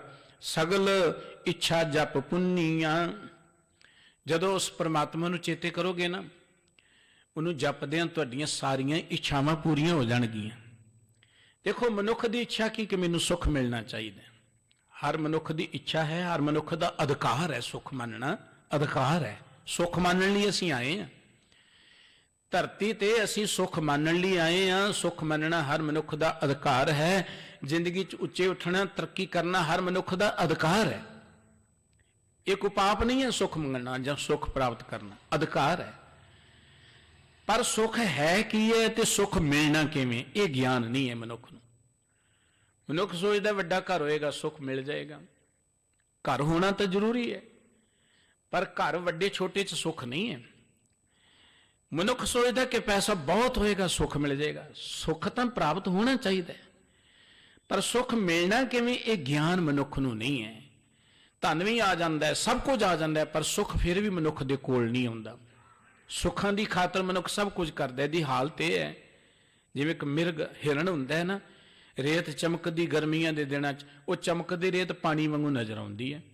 ਉਹ ਸੋਚਦਾ ਕਿ ਉਹ ਪਾਣੀ ਹੈ ਸਾਹਮਣੇ, ਉਧਰ ਨੂੰ ਭੱਜਦਾ ਹੈ, ਪਾਣੀ ਵੱਲ ਜਾਣਾ ਉਹਦਾ ਅਧਿਕਾਰ ਹੈ। ਉਹ ਪਾਣੀ ਸਮਝ ਕੇ ਉਧਰ ਨੂੰ ਭੱਜਦਾ ਹੈ। ਉਹ ਜਿਉਂ-ਜਿਉਂ ਭੱਜਦਾ ਹੈ ਉਹ ਕਲਪਤ ਪਾਣੀ ਹੋਰ ਅੱਗੇ ਤੁਰਿਆ ਜਾਂਦਾ। ਦਰਅਸਲ ਤੇ ਪਾਣੀ ਹੈ ਹੀ ਨਹੀਂ ਸੀ, ਉਹ ਤੇ ਸੂਰਜ ਦੀ ਚਮਕ ਦੇ ਨਾਲ ਰੇਤ ਚਮਕ ਰਹੀ ਸੀ। ਆਪਾਂ ਦੇਖਦੇ ਕਈ ਵਾਰੀ ਹਾਈਵੇ ਤੇ ਜਾਈਏ ਤੇ ਸੂਰਜ ਦੀਆਂ ਕਿਰਨਾਂ ਨਾਲ ਦੂਰ ਐਵੇਂ ਸੜਕ ਸਾਨੂੰ ਲਿਸ਼ਕਦੀ ਨਜ਼ਰ ਆਉਂਦੀ ਜਿਵੇਂ ਪਾਣੀ ਹੁੰਦਾ, ਲੇਕਿਨ ਜਿਉਂ-ਜਿਉਂ ਅੱਗੇ ਜਾਂਦੇ ਹੋ ਅੱਗੇ ਤੁਰੀ ਜਾਂਦੀ ਹੈ। ਹਿਰਨ ਜਿਉਂ-ਜਿਉਂ ਅੱਗੇ ਜਾਂਦਾ ਹੈ ਉਹ ਪਾਣੀ ਅੱਗੇ ਤੁਰਿਆ ਜਾਂਦਾ ਹੈ, ਆਖਰ ਮਿਲਦਾ ਨਹੀਂ, ਤੜਫਦਾ ਮਰ ਜਾਂਦਾ। ਮਨੁੱਖ ਦੀ ਹਾਲਤ ਇਹ ਹੈ। ਸੁੱਖਾਂ ਦੀ ਖਾਤਰ ਜਿਉਂ-ਜਿਉਂ ਦੁਨਿਆਵੀ ਪਦਾਰਥਾਂ ਵੱਲ ਭੱਜਦਾ ਹੈ, ਦੁਨਿਆਵੀ ਸੁੱਖ ਸਹੂਲਤਾਂ ਵੱਲ ਭੱਜਦਾ ਹੈ, ਤਿਉਂ-ਤਿਉਂ ਸੁੱਖ ਇਹਨੂੰ ਮਿਲਦਾ ਨਹੀਂ, ਇਹ ਦੁਖੀ ਹੁੰਦਾ ਹੈ। ਸੁੱਖ ਮੰਨਣਾ, ਸੁੱਖ ਪ੍ਰਾਪਤ ਕਰਨਾ ਇਹਦਾ ਅਧਿਕਾਰ ਹੈ, ਇਹਦੀ ਡਿਊਟੀ ਹੈ, ਪਰ ਉਹ ਸੁੱਖ ਮਿਲਦਾ ਕਿਵੇਂ, ਇਹ ਇਹਨੂੰ ਜੇ ਗਿਆਨ ਹੋ ਜਾਏ। ਗੁਰਬਾਣੀ ਨੇ ਸਾਨੂੰ ਗਿਆਨ ਦਿੱਤਾ, ਸੁਖ ਨਾਹੀਂ ਬਹੁਤੇ ਤਨ ਖਾਟੈ, ਸੁਖ ਨਾਹੀਂ ਪੇਖੈ ਨਿਰਤ ਨਾਟੈ, ਸੁਖ ਨਾਹੀਂ ਬਹੁ ਦੇਸ ਕਮਾਏ। ਸਤਿਗੁਰੂ ਜੀ ਕਹਿੰਦੇ ਸੁੱਖ ਧਨ 'ਚ ਨਹੀਂ, ਧਨ ਸਾਡੀ ਲੋੜ ਹੈ, ਘਰ ਸਾਡੀ ਲੋੜ ਹੈ, ਦੁਨਿਆਵੀ ਪਦਾਰਥ ਸਾਡੀਆਂ ਲੋੜਾਂ ਨੇ, ਪਰ ਇਹਨਾਂ ਵਿੱਚ ਸੁੱਖ ਨਹੀਂ ਹੈ। ਸੁੱਖ ਤੇ ਇਹ ਹੈ ਕਿ ਜਿਸ ਚੀਜ਼ ਨੂੰ ਪ੍ਰਾਪਤ ਕਰਕੇ ਮੁੜ ਕੇ ਕੋਈ ਇੱਛਾ ਹੀ ਨਾ ਰਹੇ, ਭਟਕਣਾ ਹੀ ਨਾ ਰਹੇ। ਤੇ ਜੇ ਇੱਕ ਮਿਲ ਗਈ ਦੂਜੀ ਦੀ ਭੁੱਖ ਹੈ, ਫਿਰ ਤੀਜੀ ਦੀ ਭੁੱਖ ਹੈ, ਤੇ ਉਹ ਸੁੱਖ ਕਾਹਦਾ ਹੋਇਆ? ਸਤਿਗੁਰੂ ਜੀ ਕਹਿੰਦੇ ਸਗਲ ਇੱਛਾ ਜਪ ਪੁੰਨੀਆਂ। ਭਾਈ ਪਰਮਾਤਮਾ ਦਾ ਸਿਮਰਨ ਕਰੋ, ਪਰਮਾਤਮਾ ਦਾ ਸਿਮਰਨ ਕਰੋਗੇ ਤੁਹਾਡੀਆਂ ਸਾਰੀਆਂ ਇੱਛਾ ਪੂਰੀਆਂ ਹੋ ਜਾਣਗੀਆਂ, ਤੁਹਾਡੀਆਂ ਸਾਰੀਆਂ ਭੁੱਖਾਂ ਮਿਟ ਜਾਣਗੀਆਂ। ਮਨੁੱਖ ਦੇ ਮਨ ਦੀ ਇੱਕ ਭੁੱਖ ਹੈ ਜ਼ਿੰਦਗੀ ਦੇ ਅੰਦਰ ਪੂਰੇ ਹੋਣਾ, ਜ਼ਿੰਦਗੀ ਅੰਦਰ ਉੱਚੇ ਉੱਠਣਾ। ਉਹ ਇਹਦੀ ਇੱਛਾ ਤਾਂ ਪੂਰੀ ਹੋ ਸਕਦੀ ਜਦੋਂ ਕਿਸੇ ਪੂਰੇ ਨਾਲ ਜੁੜੇ। ਅਧੂਰੇ ਨਾਲ ਜੁੜ ਕੇ ਪੂਰਾ ਹੋ ਹੀ ਨਹੀਂ ਸਕਦਾ। ਦੁਨੀਆ 'ਚ ਜੋ ਕੁਝ ਸਭ ਕੁਝ ਅਧੂਰਾ ਹੈ, ਭਾਵੇਂ ਕੋਈ ਰੁਤਬਾ ਹੈ, ਭਾਵੇਂ ਧਨ ਹੈ, ਦੌਲਤ ਹੈ, ਜੋ ਕਿ ਸਭ ਕੁਝ ਅਧੂਰਾ ਹੈ। ਪੂਰਾ ਇੱਕ ਪਰਮਾਤਮਾ ਹੈ।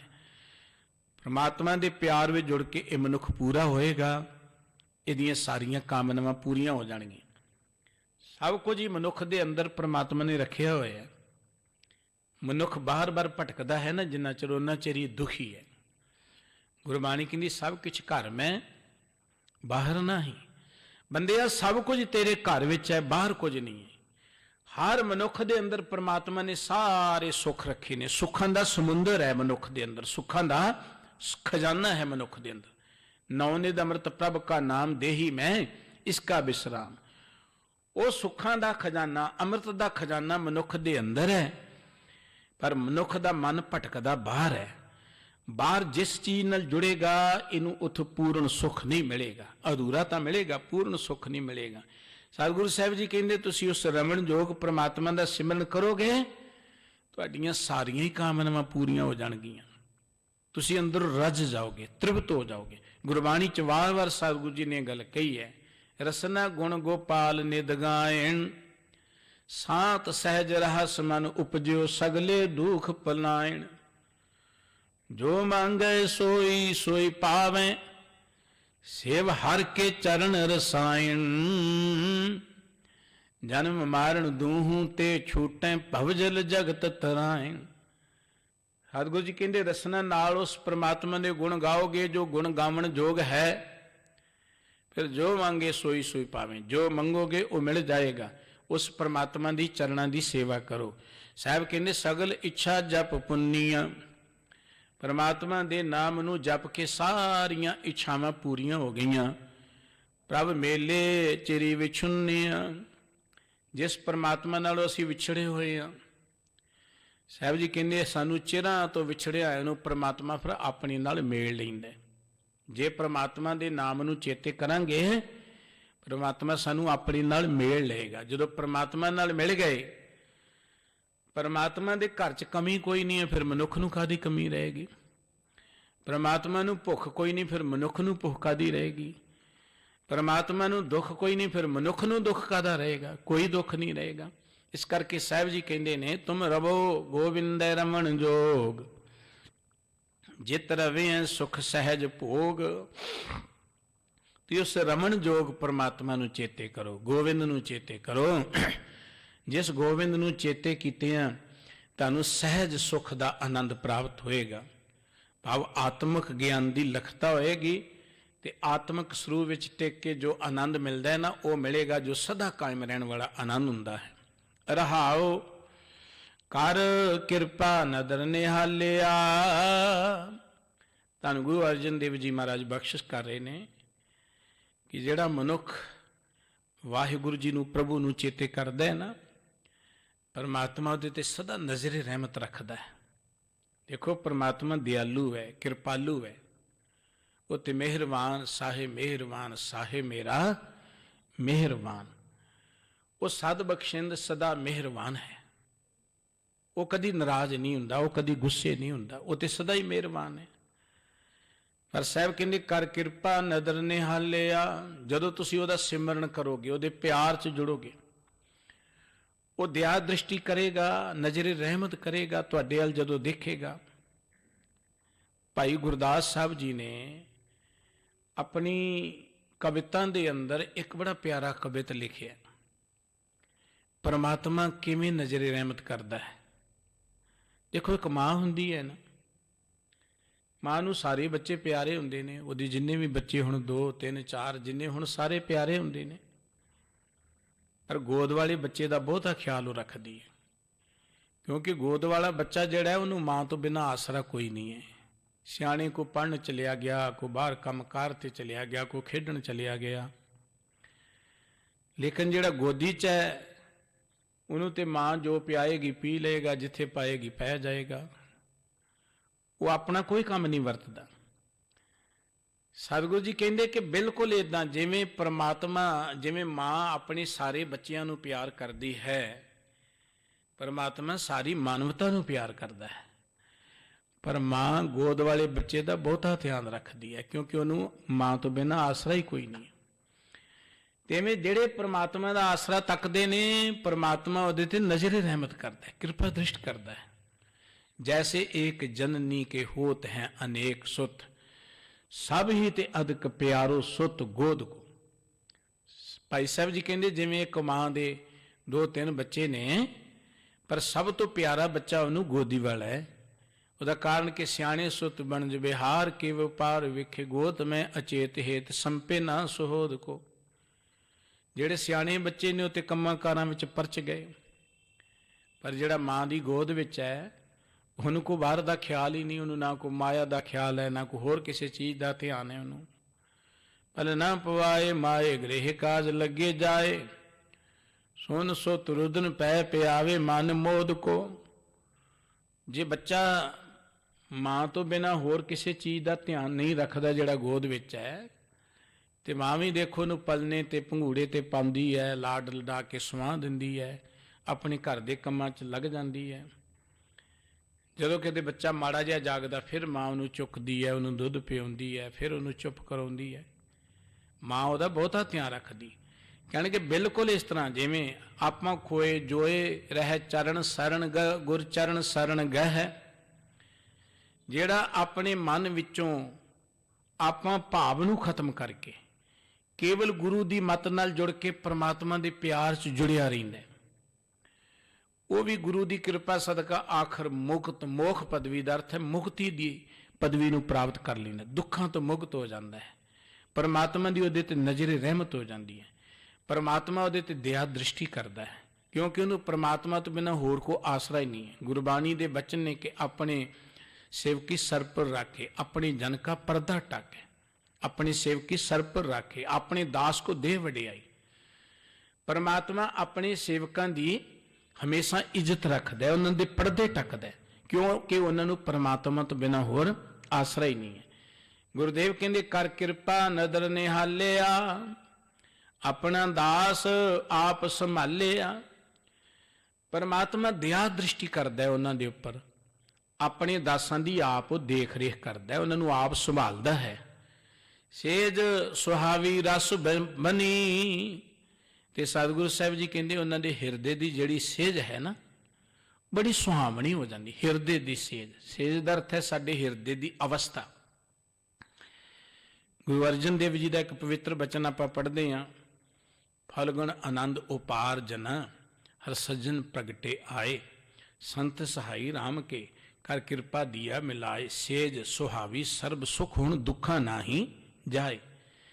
सेज सुहावी दा अर्थ है साडे मन की अवस्था, साडे मन का पद्धर किहो जिहा है। हुण साडे मन का पद्धर जिहड़ा है सेज इदां दी बनी हुई है, इत्थे अनेकां बुराइयां बैठियां ने। देखो ना असीं बाहरी तौर ते भी कोई सेज तैयार करी, उत्थे गंदगी पई होए, उत्थे एवें कीड़े मकोड़े खिलरे होण, होर कूड़ा करकट पिया होए, ते उत्थे किते नींद आ जाएगी। बाहरी तौर पर असीं कितना साफ सुथरा करते, जिथे किते बराजना हुंदा है, सौना हुंदा, आपां सेज नूं कितना सवारदे आ। नींद सुख दी तां ही हुंदी है ना जो सवारी होए, जे उत्थे ही खलारा पिया होए, कई कुछ खिलरिया होए, ते उत्थे किते नींद आ जाएगी, मनुख नूं सुख मिल जाएगा किते। सेज दा अर्थ है साडे मनो दी अवस्था, मन दा पद्धर। सेज सुहावी सर्ब सुख हुण दुखा नाही जाए।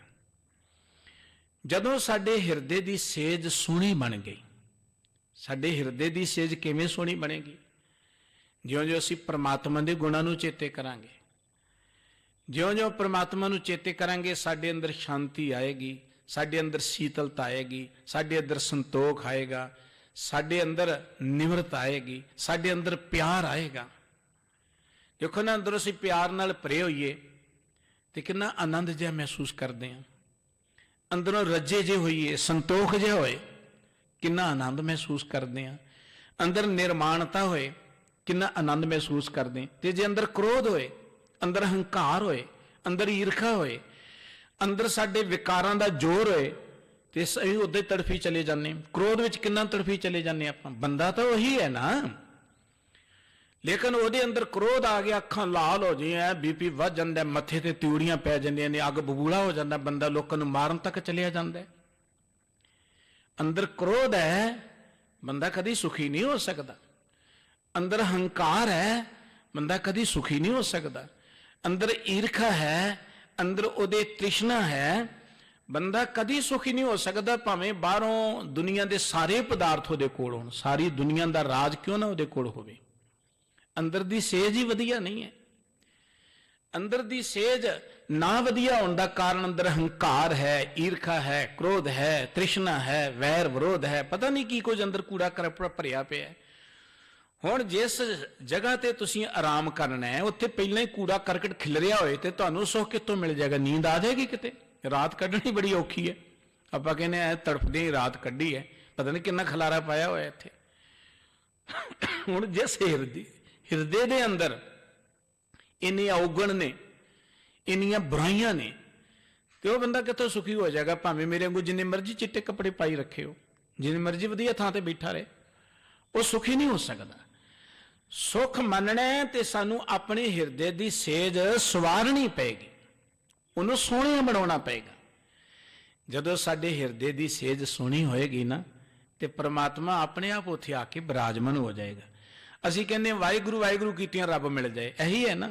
ਕਈ ਬੜਾ ਜ਼ੋਰ ਦੀ ਕਰਦੇ ਪਈ ਜੀ ਸਦਕੇ, ਭਾਗਾਂ ਵਾਲੇ ਨੇ ਜਿੱਦਾਂ ਵੀ ਕਰਦੇ ਨੇ, ਅਸੀਂ ਕਿਸੇ ਨੂੰ ਮਾੜਾ ਨਹੀਂ ਕਹਿੰਦੇ, ਪਰ ਜ਼ੋਰ ਦੀ ਕਰਨ ਦੇ ਨਾਲ ਰੱਬ ਨਹੀਂ ਮਿਲ ਜਾਣਾ।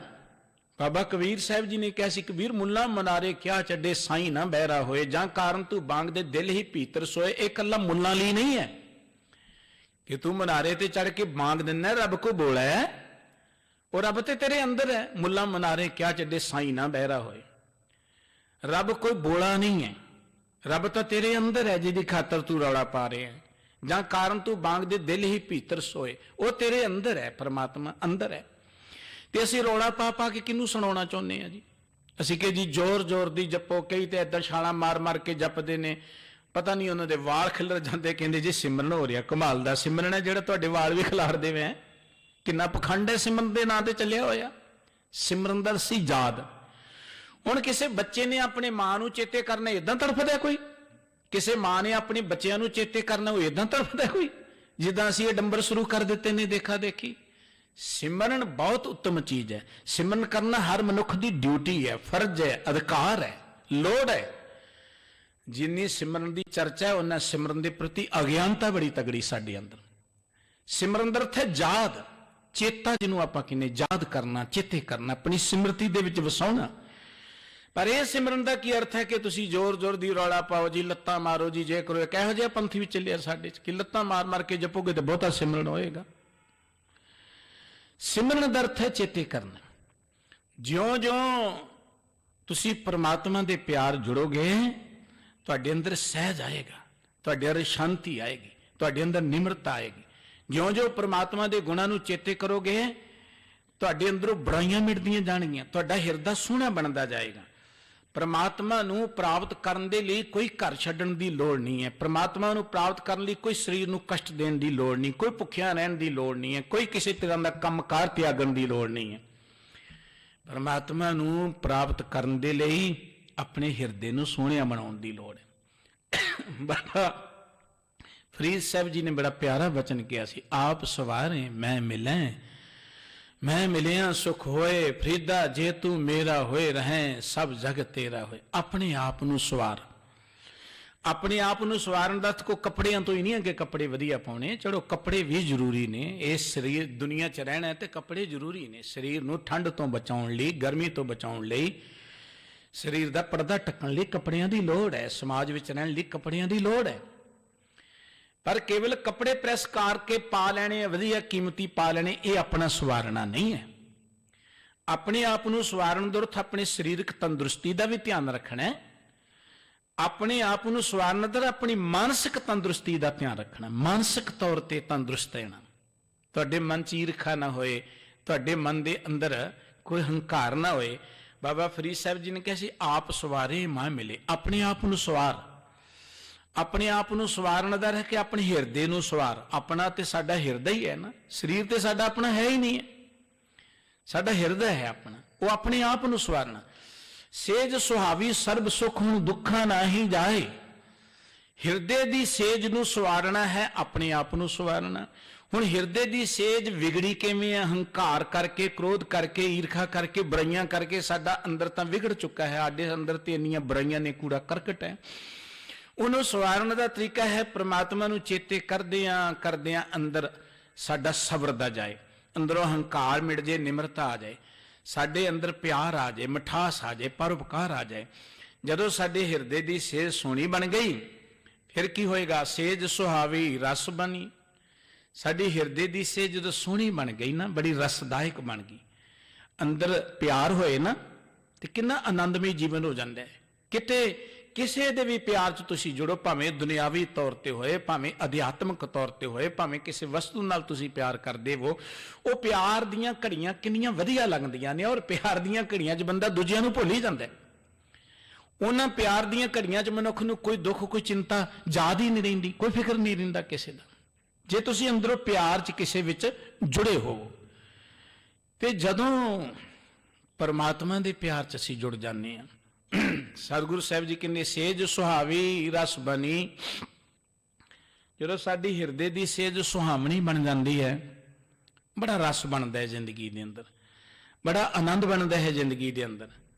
ਜਦੋਂ ਹਿਰਦੇ ਦੀ ਸੇਜ ਸੋਹਣੀ ਹੋ ਗਈ, ਆਏ ਮਿਲੇ ਪ੍ਰਭ ਸੁਖ ਧਨੀ, ਉਹ ਸੁੱਖਾਂ ਦਾ ਧਨੀ ਵਾਹਿਗੁਰੂ, ਸੁੱਖਾਂ ਦਾ ਸ਼ਾਹੂਕਾਰ, ਜਿਹਦੇ ਕੋਲ ਸੁੱਖ ਹੀ ਸੁੱਖ ਨੇ, ਹੋਰ ਕੁਝ ਹੈ ਹੀ ਨਹੀਂ ਹੈ, ਜਿਹਦੇ ਘਰ 'ਚ ਕੇਵਲ ਤਾਂ ਕੇਵਲ ਸੁੱਖ ਨੇ, ਸੁੱਖ ਨਿਧਾਨ, ਸੁੱਖਾਂ ਦਾ ਜੋ ਖਜ਼ਾਨਾ ਹੈ ਪ੍ਰਮਾਤਮਾ।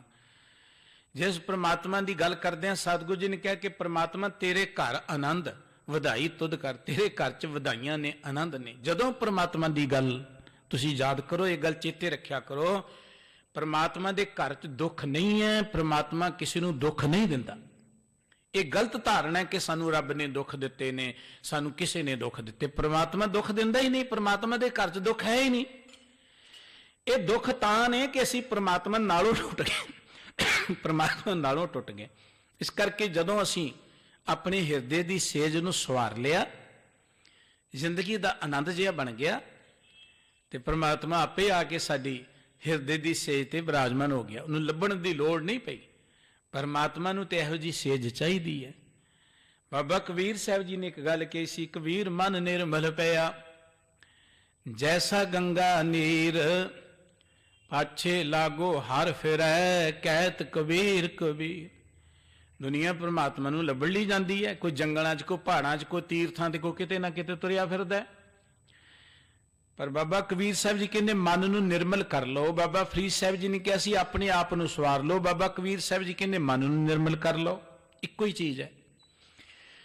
ਜੇ ਤੁਸੀਂ ਮਨ ਨੂੰ ਨਿਰਮਲ ਕਰ ਲਓਗੇ, ਆਪਣੇ ਆਪ ਨੂੰ ਸਵਾਰ ਲਓਗੇ, ਪਾਛੇ ਲਾਗੋ ਹਰ ਫੇਰੈ, ਪਰਮਾਤਮਾ ਤੇ ਤੁਹਾਡੇ ਮਗਰ ਮਗਰ ਤੁਰਿਆ ਫਿਰੇਗਾ। ਪਰਮਾਤਮਾ ਨੂੰ ਤੇ ਲੋੜ ਹੈ, ਪਰਮਾਤਮਾ ਨੂੰ ਤੇ ਭਲੇ ਲੋਕਾਂ ਦੀ ਲੋੜ ਹੈ, ਪਵਿੱਤਰ ਹਿਰਦਿਆਂ ਦੀ ਲੋੜ ਹੈ।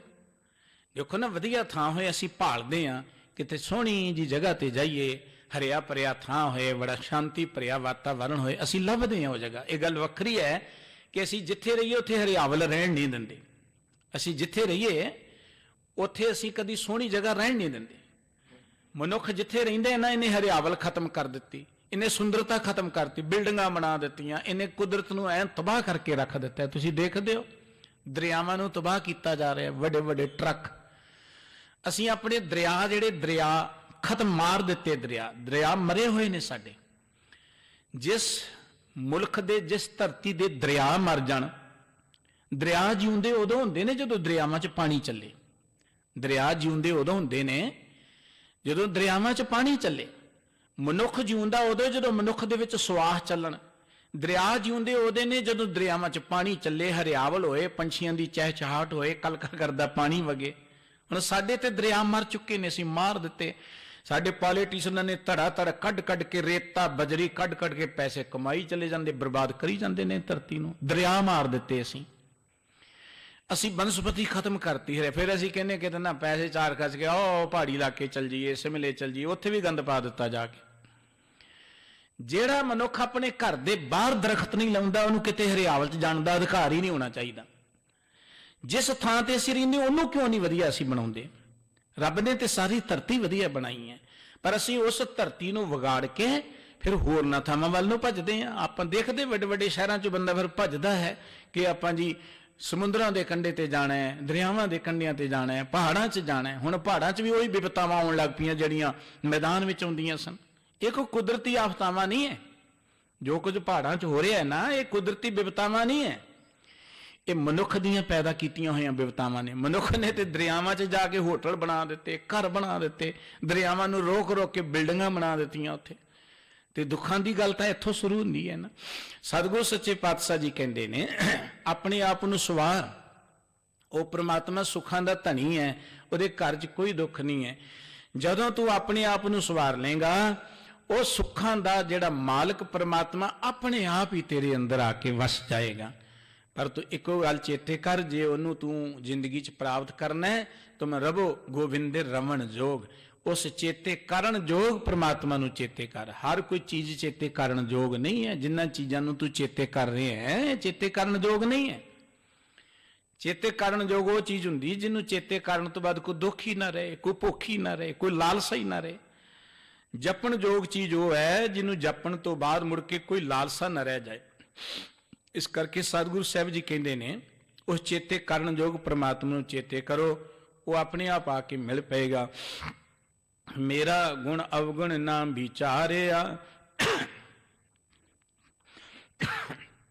ਸਤਿਗੁਰੂ ਸਾਹਿਬ ਜੀ ਕਹਿੰਦੇ, ਜਦੋਂ ਮੈਂ ਉਸ ਪ੍ਰਮਾਤਮਾ ਨੂੰ ਚੇਤੇ ਕੀਤਾ ਤੇ ਪ੍ਰਮਾਤਮਾ ਮੈਨੂੰ ਆਪ ਹੀ ਆ ਕੇ ਮਿਲ ਪਏ। ਜਦੋਂ ਮੇਰੇ ਹਿਰਦੇ ਦੀ ਸੇਜ ਸੁਹਾਵੀ ਬਣੀ, ਪ੍ਰਮਾਤਮਾ ਆਪੇ ਆ ਕੇ ਮੇਰੀ ਸੇਜ ਤੇ ਬਿਰਾਜਮਾਨ ਹੋ ਗਏ। ਉਹਨਾਂ ਨੂੰ ਬੁਲਾਉਣਾ ਨਹੀਂ ਪਿਆ, ਉਹਨਾਂ ਨੂੰ ਲੱਭਣਾ ਨਹੀਂ ਪਿਆ, ਆਪਣੇ ਆਪ ਆ ਕੇ ਬਿਰਾਜਮਾਨ ਹੋ ਗਏ। ਤੇ ਪ੍ਰਮਾਤਮਾ ਨੇ ਮੇਰਾ ਕੋਈ ਗੁਣ ਔਗਣ ਨਹੀਂ ਦੇਖਿਆ। ਬਾਹਰੀ ਤੌਰ ਤੇ ਬੰਦਾ ਜ਼ਿੰਦਗੀ 'ਚ ਦੇਖੋ, ਹਰ ਬੰਦਾ ਜਿਹੜਾ ਹੈ ਨਾ, ਉਹਦੇ ਕੋਲ ਚੰਗੇ ਕੰਮ ਹੀ ਹੁੰਦੇ ਨੇ ਤੇ ਮਾੜੇ ਵੀ ਹੁੰਦੇ ਨੇ। ਗੁਣ ਔਗਣ ਹਰ ਇਨਸਾਨ ਦੇ ਵਿੱਚ ਨੇ। ਕਈ ਵਾਰ ਬੰਦਾ ਔਗਣਾਂ ਵਾਲਾ ਹੁੰਦਾ ਹੈ, ਉਹਦੇ ਕੋਲ ਗਲਤੀਆਂ ਹੁੰਦੀਆਂ ਨੇ ਜ਼ਿੰਦਗੀ ਦੇ ਅੰਦਰ। ਸਤਿਗੁਰੂ ਜੀ ਦਾ ਇੱਕ ਬਚਨ ਕਿ ਭੁੱਲਣ ਅੰਦਰ ਸਭ ਕੋ ਅਭੁੱਲ ਗੁਰੂ ਕਰਤਾਰ। ਹਰ ਬੰਦਾ ਭੁੱਲਣ ਯੋਗ ਹੈ। ਮਨੁੱਖੀ ਜਾਮੇ 'ਚ ਕੋਈ ਇਹੋ ਜਿਹਾ ਬੰਦਾ ਨਹੀਂ ਹੈ ਜਿਹਨੇ ਜ਼ਿੰਦਗੀ 'ਚ ਕੋਈ ਭੁੱਲ ਨਾ ਕੀਤੀ ਹੋਏ। ਬੰਦਾ ਹੈ, ਇਨਸਾਨ ਹੈ, ਭੁੱਲਣ ਯੋਗ ਹੈ। ਪਰ ਮਨੁੱਖ ਨੇ ਕਿਤੇ ਗਲਤੀ ਕਰ ਲਈ ਹੋਏ ਤੇ ਫਿਰ ਵੀ ਉਹ ਕਿਤੇ ਚੰਗੇ ਪਾਸੇ ਲੱਗ ਜਾਏ ਨਾ, ਚੰਗੇ ਪਾਸੇ, ਅਸੀਂ ਉਹਦੀ ਚੰਗਿਆਈ ਚੇਤੇ ਨਹੀਂ ਕਰਦੇ। ਅਸੀਂ ਕਹਿੰਦੇ 20 ਸਾਲ ਪਹਿਲਾਂ ਇਹਨੇ ਆਹ ਕੰਮ ਕੀਤਾ ਸੀ, ਇਹਨੇ ਤੇ ਇੰਨੇ ਸਾਲ ਪਹਿਲਾਂ ਆਹ ਕੰਮ ਕੀਤਾ ਸੀ। ਅਸੀਂ ਉਹਦਾ ਕਈ ਸਾਲ ਪਹਿਲਾਂ ਰਿਕਾਰਡ ਕੱਢ ਕੇ ਨਾ ਫਿਰ ਉਹਨੂੰ ਰਿਜੈਕਟ ਕਰ ਦਿੰਦੇ ਵੀ ਇਹ ਬੰਦਾ ਨਹੀਂ, ਇਹ ਠੀਕ ਨਹੀਂ, ਇਹ ਤੇ ਇਦਾਂ ਕਰਦਾ ਹੁੰਦਾ ਸੀ। ਕਿੰਨੇ ਦਿਆਲੂ ਨੇ ਗੁਰੂ ਨਾਨਕ ਸਾਹਿਬ ਜੀ ਮਹਾਰਾਜ। ਸੱਜਣ ਠੱਗ ਦਾ ਜੇ ਰਿਕਾਰਡ ਫੋਲਦੇ ਨਾ ਤੇ ਉਹ ਬਖਸ਼ਿਆ ਨਹੀਂ ਸੀ ਜਾਣਾ। ਕਿੰਨੇ ਵੱਡੇ ਉਹਨੇ ਅਪਰਾਧ ਕੀਤੇ, ਕਿੰਨੇ ਲੋਕਾਂ ਦੇ ਉਹਨੇ ਕਤਲ ਕੀਤੇ। ਲੇਕਿਨ ਜਦ ਗੁਰੂ ਕੀ ਪਵਿੱਤਰ ਬਾਣੀ ਨਾਲ ਜੁੜ ਕੇ ਉਹਦੇ ਹਿਰਦੇ 'ਚੋਂ ਔਗਣ ਮਿਟ ਕੇ ਉਹਦੇ ਅੰਦਰ ਪਿਆਰ ਪੈਦਾ ਹੋ ਗਿਆ, ਗੁਰੂ ਨਾਨਕ ਸਾਹਿਬ ਜੀ ਨੇ ਗਲਵੱਕੜੀ 'ਚ ਲੈ ਲਿਆ, ਉਹਨੂੰ ਸੰਤ ਬਣਾ ਦਿੱਤਾ, ਉਹਨੂੰ ਆਪਣਾ ਬਣਾ ਲਿਆ। ਇਹ ਹੈ ਦਇਆ ਦ੍ਰਿਸ਼ਟੀ। ਪਰਮਾਤਮਾ ਦਾ ਇਹੀ ਸੁਭਾਅ ਹੈ। ਅਸੀਂ ਔਗਣਾਂ ਨਾਲ ਭਰੇ ਹੋਏ ਹਾਂ। ਜੇਤਾ ਸਮੁੰਦ ਸਾਗਰ ਨੀਰ ਭਰਿਆ, ਤੇਤੇ ਔਗਣ ਹਮਾਰੇ। ਹਮ ਅਵਗੁਣ ਕਰੇ ਅਸੰਖ ਨੀਤ। ਅਸੀਂ ਨਿਤ ਅਸੰਖਾਂ ਹੀ ਔਗਣ ਕਰਦੇ ਹਾਂ। ਪ੍ਰਭ ਤੁਮ ਬਖਸ਼ਣਹਾਰੇ। ਪਰ ਉਹ ਪ੍ਰਮਾਤਮਾ ਨਿਤ ਬਖਸ਼ਣਹਾਰ ਹੈ। ਸਾਹਿਬ ਜੀ ਕਹਿੰਦੇ ਪ੍ਰਮਾਤਮਾ ਦੀ ਇਹ ਮਹਾਨਤਾ ਹੈ ਕਿ ਮੇਰਾ ਗੁਣ ਅਵਗੁਣ ਨਾ ਵਿਚਾਰਿਆ। ਉਹਨਾਂ ਨੇ ਮੇਰਾ ਗੁਣ ਔਗਣ ਨਹੀਂ ਦੇਖਿਆ ਕਿ ਮੇਰੇ 'ਚ ਕਿੰਨੇ ਗੁਣ ਨੇ ਜਾਂ ਕਿੰਨੇ ਔਗਣ ਨੇ। ਉਹਨਾਂ ਨੇ ਕਿਹੜੀ ਗੱਲ ਦੇਖੀ? ਕੇਵਲ ਇੱਕ ਪਿਆਰ ਦੇਖਿਆ ਉਹਨਾਂ ਨੇ। ਮੈਂ ਕੀ ਸਾਂ ਇਹ ਨਹੀਂ ਦੇਖਿਆ। ਇਸ ਕਰਕੇ ਸਤਿਗੁਰੂ ਸਾਹਿਬ ਜੀ ਕਹਿੰਦੇ ਨੇ, ਮੈਂ ਜਦੋਂ ਉਸ ਪ੍ਰਮਾਤਮਾ ਦੇ ਪਿਆਰ ਜੁੜਿਆ, ਸਤਿਗੁਰੂ ਜੀ ਨੇ ਪ੍ਰੇਰਣਾ ਇਹ ਕੀਤੀ ਹੈ ਸਾਨੂੰ ਕਿ ਤੁਮ ਰਵੋ ਗੋਬਿੰਦੇ ਰਮਣ ਜੋਗ। ਉਸ ਜਪਣ ਯੋਗ ਪ੍ਰਮਾਤਮਾ ਦਾ ਜਾਪ ਕਰੋ, ਸਿਮਰਨ ਯੋਗ ਪ੍ਰਮਾਤਮਾ ਦਾ ਸਿਮਰਨ ਕਰੋ। ਦੁਨੀਆ ਦੀ ਹਰ ਕੋਈ ਚੀਜ਼ ਸਿਮਰਨ ਯੋਗ ਨਹੀਂ ਹੈ। ਹਰ ਹਸਤੀ ਕੋ ਸਿਮਰਨ ਕਰਨ ਦੇ ਯੋਗ ਨਹੀਂ ਹੈ। ਸਿਮਰਨ ਯੋਗ ਕੌਣ ਹੈ? ਇਹ ਕੇਵਲ ਇੱਕ ਪ੍ਰਮਾਤਮਾ। ਜੇ ਪ੍ਰਮਾਤਮਾ ਦਾ ਸਿਮਰਨ ਕਰੋਗੇ ਤੁਹਾਨੂੰ ਸਹਿਜ ਸੁੱਖ ਦੇ ਆਨੰਦ ਮਿਲਣਗੇ।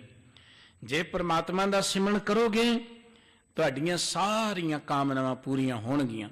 ਜੇ ਪ੍ਰਮਾਤਮਾ ਦਾ ਸਿਮਰਨ ਕਰੋਗੇ, ਪ੍ਰਮਾਤਮਾ ਚਿਰਾਂ ਤੋਂ ਵਿਛੜਿਆ ਹੋਇਆਂ ਨੂੰ ਤੁਹਾਨੂੰ ਆਪਣੇ ਨਾਲ ਮਿਲਾ ਲਏਗਾ। ਜੇ ਪ੍ਰਮਾਤਮਾ ਦਾ ਸਿਮਰਨ ਕਰੋਗੇ ਤੁਹਾਡੇ ਹਿਰਦੇ ਦੀ ਸੇਜ ਸੋਹਣੀ ਬਣ ਜਾਏਗੀ। ਜੇ ਪ੍ਰਮਾਤਮਾ ਦਾ ਸਿਮਰਨ ਕਰੋਗੇ ਪ੍ਰਮਾਤਮਾ ਤੁਹਾਡੇ ਹਿਰਦੇ ਤੇ ਆਪੇ ਆ ਕੇ ਬਿਰਾਜਮਾਨ ਹੋ ਜਾਏਗਾ। ਜੇ ਪ੍ਰਮਾਤਮਾ ਦਾ ਸਿਮਰਨ ਕਰੋਗੇ ਪ੍ਰਮਾਤਮਾ ਤੁਹਾਡੇ ਗੁਣ ਔਗਣ ਨਹੀਂ ਦੇਖੇਗਾ ਕਿ ਅਸੀਂ ਕਿਹੋ ਜਿਹੇ ਹਾਂ ਜਾਂ ਪਹਿਲਾਂ ਅਸੀਂ ਕੀ ਕੀਤਾ ਹੈ। ਤੇ ਪ੍ਰਮਾਤਮਾ ਕੀ ਕਰੇਗਾ? ਪ੍ਰਭ ਨਾਨਕ ਚਰਨ ਪੁਜਾਰਿਆ। ਪ੍ਰਮਾਤਮਾ ਸਾਨੂੰ ਆਪਣੇ ਚਰਨਾਂ ਦਾ ਪੁਜਾਰੀ ਬਣਾ ਲਏਗਾ। ਦੇਖੋ ਬਾਹਰ ਦੇ ਧਰਮਾਂ 'ਚ ਪੜ੍ਹੀਏ ਨਾ ਬਾਹਰ ਦੇ ਧਰਮਾਂ 'ਚ ਕੀ ਹੈ ਕਿ ਇਹਨੂੰ ਪੂਜਾ ਦਾ ਅਧਿਕਾਰ ਨਹੀਂ ਹੈ, ਇਹ ਤੇ ਦਲਿਤ ਜਾਤੀ ਦਾ ਹੈ, ਨੀਵੀਂ ਜਾਤੀ ਦਾ ਹੈ, ਮਾੜਾ ਹੈ, ਇਹਨੇ ਪਾਪ ਕਰਮ ਕੀਤੇ ਨੇ, ਇਹ ਜੀ ਧਰਮ ਸਥਾਨ ਤੇ ਨਹੀਂ ਜਾ ਸਕਦਾ। ਇਹੀ ਹੈ ਨਾ ਦੁਨਿਆਵੀ ਧਰਮ।